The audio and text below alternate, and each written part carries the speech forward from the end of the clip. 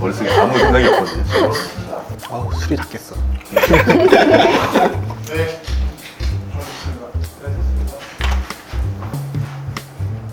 치겠습니다. 하나, 둘, 셋. 네, 여러분 요즘 전기 요금 때문에 걱정 많으셨죠? 이번에 여름에 좀 유독 더운 여름이었어요. 그래서 에어컨도 많이 트시고 전기를 많이 쓰시다 보니까 요금 고지서가 엄청나게 이제 금액이 높게 나왔어요. 가능성이 높은데 집에서 에너지를 만들어 가지고 직접 쓰면 어떨까 이런 궁금증들이 굉장히 많아진 것 같아요. 오늘은 미래에 우리가 에너지를 직접 만들어 보고 쓸 수 있는 가능성에 대해서 한번 알아보도록 하겠습니다.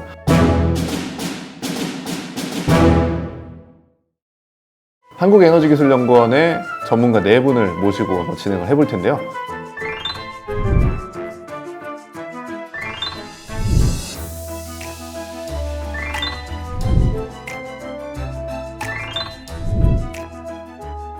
자, 그럼 오늘 첫 번째 주제부터 한번 얘기를 해볼 텐데, 첫 번째 주제는 우리 집에서 전기를 만들고 온수도 공짜로 얻을 수 있다라는 얘기인데요.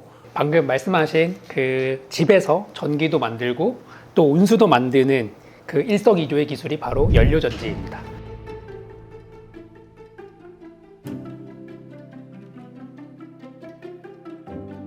제가 여기서 힘줘서 얘기하고 싶은 것은 직접이라는 단어입니다.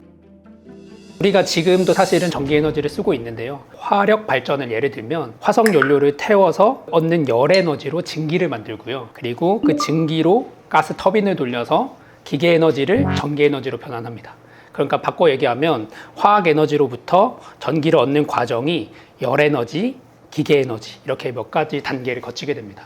이 과정은 각각 결국은 에너지 효율이라는 관점에서는 어떤 에너지 손실로 이어질 수밖에 없습니다. 근데 우리가 만약에 연료전지를 사용하면 연료전지는 이 과정을 모두 생략하고 바로 화학에너지를 전기에너지로 바꿔주기 때문에 효율이 굉장히 높은 겁니다. 근데 우리가 가정에서 사실 연료전지를 실제로 쓰고 있지는 않잖아요. 이게 좀 뭐 보급이 어렵거나 이런 문제가 있는 건가요? 사실 이게 되게 먼 미래 같잖아요. 뭐 수소도 그렇고 연료전지도 그렇고. 근데 사실은 이게 굉장히 현실이 되고 있습니다. 그러니까 대표적인 사례가 이제 일본 같아요.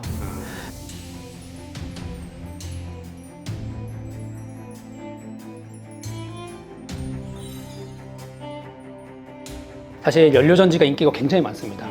실제로 일본 정부는 2009년부터 이 에네팜이라고 하는 이 가정용 연료전지 보급 사업을 굉장히 적극적으로 추진하고 있는데요. 이때 일본 정부가 2024년에 발표한 어떤 통계 자료에 따르면 지금까지 50만 대의 연료전지가 가정에 보급되었다고 합니다. 50만 대. 네, 이 50만 대라는 게 이제 엄청나게 대단한 게 뭐냐면 50만 대의 연료전지가 1년 동안 작동을 하게 되면 이산화탄소를 감축하기 위해서 4,500만 그루의 나무를 심는 것과 동일한 효과를 보인다고 합니다. 사실 우리나라도 2000년대 중반에 이런 그 가정용 연료전지 보급 사업을 했었거든요. 근데 우리나라는 아시는 것처럼 약간 대규모 단지의 어떤 아파트 형태가 굉장히 일반적이기 때문에 이런 소규모의 가정에 보급할 연료전지가 사실 맞진 않아요. 그러니까 그 소규모 연료전지라는 게 한 가구만 이렇게 커버할 수 있을 정도의 규모인 네, 그 정도 거죠? 규모를 얘기합니다. 그래서 조금 더 대용량의 시스템이 필요한 상황이고요. 또 일본은 사실 자국이 만든 본인들의 기술로 지금 100% 보급 사업을 하고 있거든요. 그래서 우리나라도 마찬가지로 규모 면에서 적합하면서 동시에 우리나라 기술로 보급하는 그런 좀 현명한 전략이 필요합니다. 맞아요. 연료전지를 이용하는 거에 대한 단점은 없나요, 그러면? 아무래도 이제 우리가 화석연료 기반의 가스를 쓰다 보니까 얘도 연료전지 돌릴 때 CO2가 나오게 됩니다.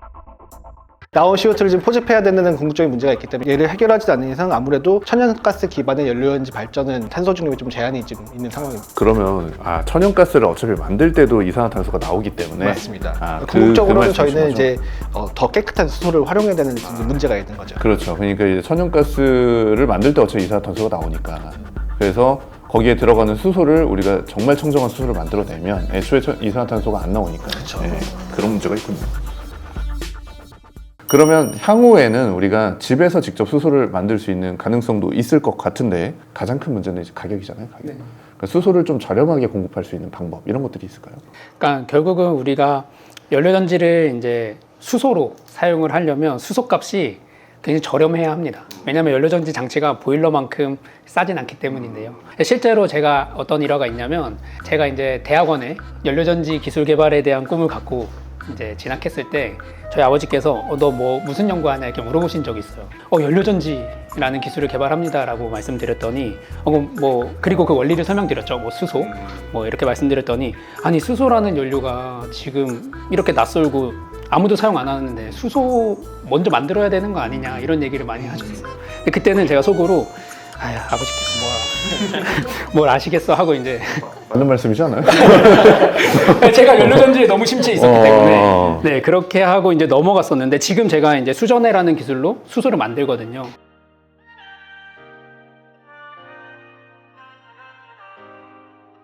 대중들, 일반인들의 시선에서는 이 수소가 우리한테 좀 더 와닿아야 뭔가 좀 쓸만하겠다 이런 생각을 실제로 하게 됐어요. 지금 수소를 만드는 비용이 어느 정도 들지, 그리고 얼마나 더 저렴해지면 우리가 이용할 수 있을지 이런 것들이 궁금한데요. 지금 도시가스를 끌어다가 우리가 뭔가를 사용하는 것처럼 수소를 그냥 그 정도 가격으로는 들어와야 우리가 쓰겠다 이런 생각을 해볼 수 있잖아요.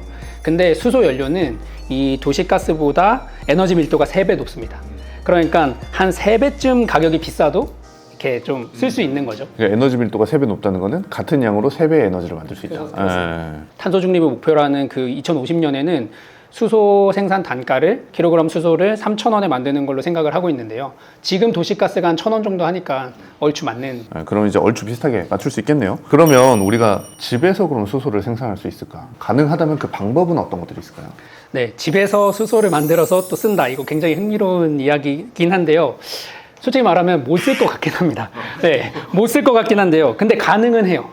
예를 들면 이 연료전지 중에서 700도 이상의 고온에서 작동하는 고체 산화물 연료전지라는 장치가 있습니다. 이 장치의 가장 큰 장점 중에 하나는 이 장치에서 예를 들면 스위치 하나만 딱 바꾸면 연료전지로 작동하다가 갑자기 수전의 장치로 쓸 수 있는 거예요. 다른 장치들은 별개의 장치로 이제 구성을 해야 되는데요.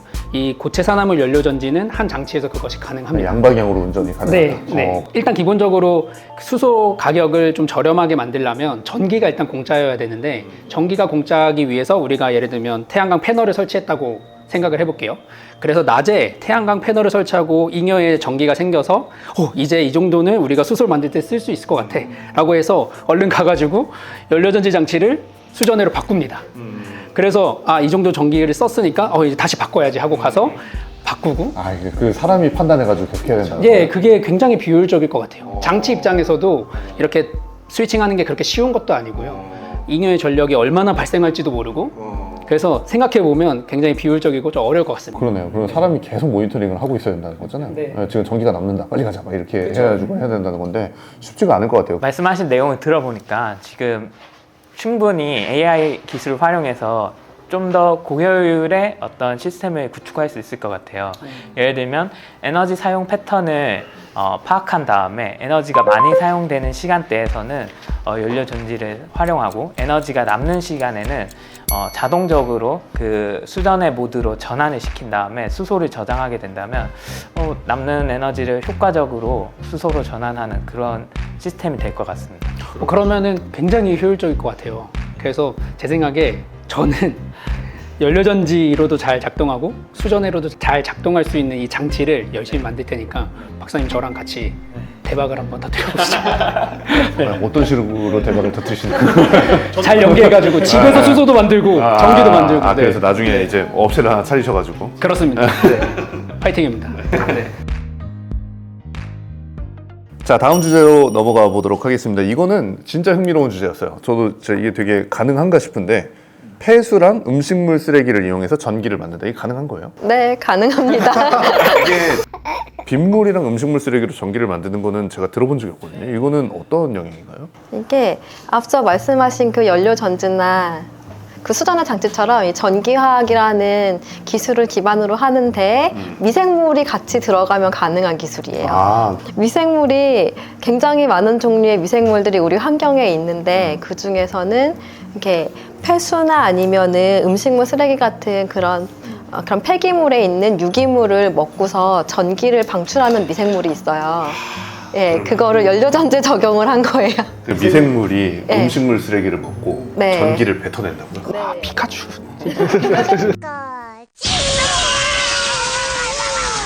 그럼 이거는 그냥 진짜 원천 기술 같은 느낌이긴 한데 이게 실제로 적용된 그런 사례가 있나요? 제가 알고 있기로는 그 호주의 퀸슬랜드 대학교 이런 데가 대표적인 사례라고 볼 수가 있는데요. 그곳에서는 폐수를 처리하는 과정에서 이 미생물 연료전지를 설치를 해가지고 이렇게 미생물로 폐수 속에 있는 유기물을 저감시키면서 전기를 발생시키는 이런 사례들을 이렇게 제시한 적이 있습니다. 아, 그러면 우리가 일반적으로 폐수라고 생각하면 쓰고 버린 물이잖아요, 그죠? 쓰고 이제 버려지는 물인데 이게 정화조로 가서 원래는 정화가 돼가지고 다른 용도로 쓰이는 건데 이걸 이용하면 정화를 시킬 필요가 없이 정화도 같이 된다. 실제로 이렇게 네. 폐수를 정화하는 단계에서는 미생물을 이용해서 유기물을 저감시키는 단계가 포함되어 있거든요. 아, 원래 포함되어 예. 있는 거군요. 그 단계에서 응용을 할 수가 있는 기술이에요. 전 세계적으로 이런 기술들이 앞으로 좀 어떻게 발전할 거라고 보고 계세요? 미생물 연료 전지라고 하는 전기를 만드는 기술은 사실은 전기는 우리가 직접 에너지를 써야 되는 거기 때문에 효율이 굉장히 좋아야 하거든요. 근데 사실은 이 미생물 연료 전지라는 장치 자체가 이렇게 효율성이 일반 연료 전지보다는 높지 않기 때문에 환경 정화하고 연계된 분야에서는 사용이 가능하고, 그리고 이 미생물 연료 전지라는 게 미생물하고 전기화학이라는 기술을 같이 융합한 기술이에요. 그래서 이게 그 미생물 전기화학 장치의 촉매로서 미생물을 사용하는 것이거든요. 그래서 이 미생물을 산화전국 쪽에 사용하면 연료 전지가 될 수 있고, 이것을 환원전국 쪽에 사용을 하게 되면 예를 들어 CO2를 전환해서 고부가 물질을 만드는 그런 촉매로도 활용이 될 수가 있습니다. 그러니까 이 미생물이 네. 이산화탄소를 먹어가지고 다른 물질도 만들어내고 네. 또 미생물이 먹는 게 굉장히 다양한 그죠? 예. 다양한 종류인 거죠. 예, 맞아요. 그러면 이게 좀 궁금하긴 한데 특정 미생물만 이게 가능한 거예요? 아니요. 그 미생물 연료 전지에 미생물이 들어간다고 했는데 그게 한 종류의 미생물이 그 역할을 하는 건 아니에요. 왜냐하면은 예를 들어 음식물 쓰레기에는 다양한 종류의 유기물이 있는데 그 유기물들을 이 전기를 만들 수 있는 미생물이 먹을 수 있는 형태로 바꿔주는 미생물이 앞에 있어야 돼요. 그래서 이 미생물들이 그 미생물 사회가 미생물 사회가 구축이 되고 네. 거기에다가 음식물 네. 쓰레기를 딱 갖다 놓으면 얘는 뭘 먹고 얘는 네. 뭘 먹고 얘는 또 얘를 먹은 걸 또 이렇게 해주고 전기 만들고 아, 이렇게 진행을 하는 거예요. 굉장히 복잡한 체계겠네요. 예, 근데 예. 그것도 이제 다 연구가 되고 있는 거잖아요. 어떤 미생물들이 필요한지. 저는 나름대로 연료전지라는 기술을 이제 오래 연구하면서 어디 가서 이런 종류의 연료전지도 있고 이런 종류의 연료전지도 있고 다양하게 소개를 해왔거든요. 근데 사실 처음 봐요. 그래서 다음번에는 이수연 박사님께 잘 배웠으니까 어디 가서 엄청 아는 척하면서 미생물 연료전지도 있다 이렇게 몰랐지? 네, 몰랐죠? 근데 이거 하려면 미생물 사회가 구축이 돼야 돼. 다음 주제로 넘어가 보도록 하겠습니다. 우리가 이제 음식물 쓰레기 얘기를 쭉 해왔는데 이게 음식물 쓰레기로 전기를 만들 수 있다. 요거 이제 가능성은 봤어요. 근데 음식물 쓰레기로 수소도 만들 수 있는 거예요? 예, 만들 수 있습니다. 미생물 다 하네요. 죄송하지만 이제 다른 연구자분들은 가보겠습니다. 근데 이제 음식물 쓰레기로 수소를 만든다. 요것도 사실 좀 잘 이해는 안 가요. 이렇게 두 가지 개념으로 생각을 할 수가 있는데 미생물 자체가 이런 유기물이나 아니면 태양빛을 받아가지고 수소를 만드는 경우도 있는데 그건 효율이 이렇게 많이 좋지는 않아요. 그런 그 대신에 이렇게 암발효라고 하는 미생물 발효 기법을 사용을 하게 되면 음식물 쓰레기 같은 유기물을 미생물이 먹어서 소화해가지고 메탄가스를 만듭니다. 네, 메탄가스가 천연가스 그쵸, 성분이잖아요. 아까 예, 얘기했던 그래서 일반적인 그 천연가스 개질할 수 있는 그런 장치를 거치게 되면 거기에서 수소를 추출을 할 수가 있습니다. 그러면 이제 미생물을 활용하는 이게 엄청나게 친환경 적이겠네요.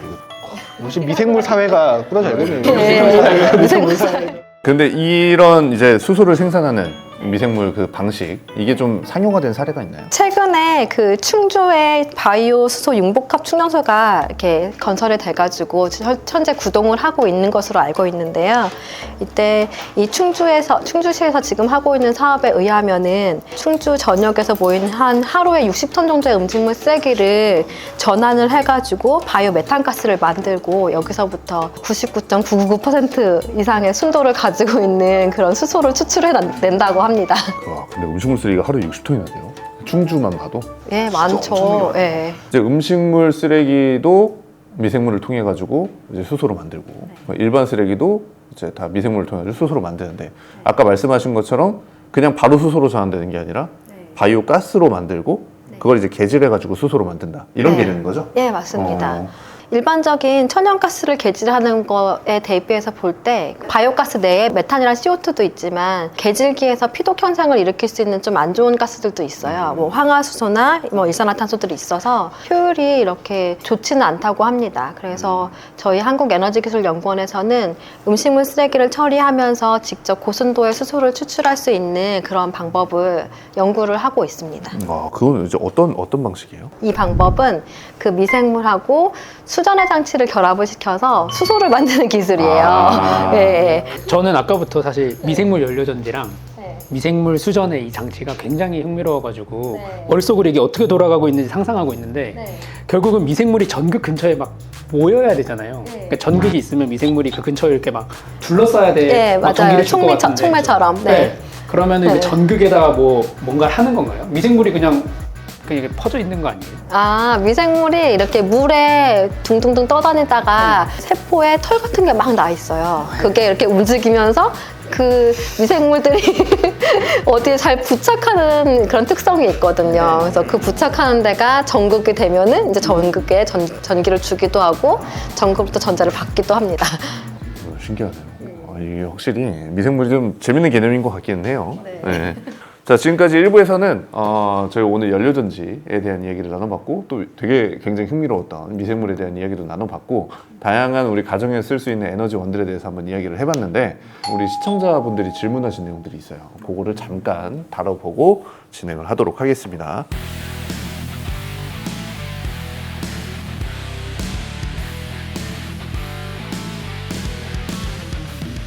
질문 중에 이런 질문이 있어요. 탄소 중립 목표 달성을 위해 에너지 저장 기술과 그린 수소의 발전 가능성에 대해 어떻게 전망하시는지 궁금합니다. 이게 어렵거든요. 이분은 제가 이분은 좀 아시는 분 같아요. 네. 네.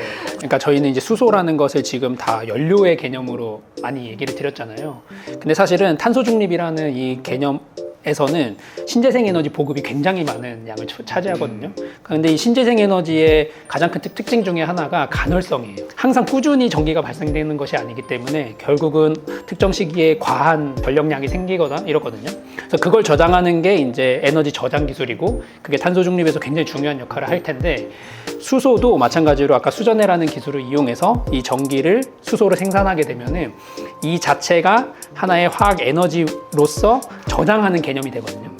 그래서 이걸 연료로 쓰일 수도 있지만 이걸 그냥 갖고 있으면 잉여의 전력을 저장하는 저장체가 됩니다. 그래서 이거는 다시 연료전지로 발전하게 되면 전기가 되기 때문에 뭐 배터리랑 같은 개념이라고 볼 수 있고요. 그래서 굉장히 이제 전망이 좋다고 할 수 있을 것 같아요. 네. 첨언을 드리면 우리가 이제 재생에너지라는 전기를 저장하는데 가장 대표적인 방법은 배터리일 것 같아요. 네. 배터리는 우리 핸드폰을 그냥 가만히 냅둬도 방전이 되잖아요. 그러니까 얘는 저희가 궁극적으로 장시간을 보관하기에는 굉장히 제한적인 문제가 있기 때문에 이런 걸 대체하기 위해서 수소 에너지를 지금 도입을 하고자 하고 있고요. 두 번째로는 우리가 재생에너지의 문제가 간헐성도 있지만 지금 지역 집약적인 에너지 발생 문제도 있어요. 왜냐하면 우리나라 같은 경우는 또 재생에너지가 굉장히 부족하기 때문에 해외에서 이제 재생에너지를 들여와야 되는 이런 현실적인 문제도 있습니다. 근데 결국 에너지를 수입할 때 배터리 형태로 갖고 오느냐 수소 형태로 갖고 오느냐를 봤을 때 실질적인 에너지의 무게를 보면은 수소 에너지가 훨씬 더 경제적인 이점이 있는 거죠. 이제 또 한 가지 질문이 들어왔는데 수소로 전기를 생산할 때 연료전지랑 가스터빈 중에 어떤 방식이 더 효율적인가요? 두 방식의 장단점이 궁금합니다. 그러니까 단순히 기기의 효율만 따졌을 때는 연료전지가 효율이 훨씬 높습니다. 왜냐하면 연료전지는 연료의 화학적 에너지를 직접적으로 전기로 바꾸는 반면에 가스터빈 같은 경우에는 화학 에너지를 열화 에너지 그리고 기계의 운동 에너지 그리고 그게 다시 전기로 전환되는 과정이 거쳐지면서 과정마다 효율이 떨어지게 됩니다. 이 두 가지 방식을 비교할 때 가장 크게 바뀔 수 있는 것은 아무래도 출력이라고 봅니다. 연료전지의 경우에는 킬로와트에서 수 메가와트까지의 어떤 사이즈로 출력이 가능한 반면에 현재 개발되고 있는 가스터빈은 수백 메가와트 규모의 그런 발전이 가능하거든요. 예, 그래서 미래에 이제 탄소 중립 사회가 된다면 수소 가스터빈은 대용량의 기저부하를 담당할 것 같고요. 거기에 대비해서 연료전지 같은 경우에는 필요한 부하를 좀 더 보완하는 그런 방식으로 구성이 될 것 같습니다. 분산 발전이나 이런 걸로. 결국엔 둘 다 쓰이겠네요. 어떤 게 더 효율적이다 해가지고 이거만 쓰자 이런 게 아니라 둘 다 이제 목적에 맞춰가지고 쓸 수 있도록 그렇게 기술 개발이 될 것 같습니다. 네, 암모니아가 사실 냉매랑 비료로 많이 알려져 있어요. 가장 대두되고 있는 게 지금 암모니아를 수소 저장 매체로서 근데 실제로 이거를 암모니아 사회라고 불러야 한다고. 수소보다 암모니아가 더 활용도가 높다. 그렇게 주장을 하시는 거죠. AI 기술을 활용해서 효과적인 에너지 시스템을 구축하는 게 중요할 것 같습니다. 머신러닝과 딥러닝의 차이가 뭔가요? 아티피셜 뉴럴 네트워크라는 ANN이라는 레이어라고 해서 전파되는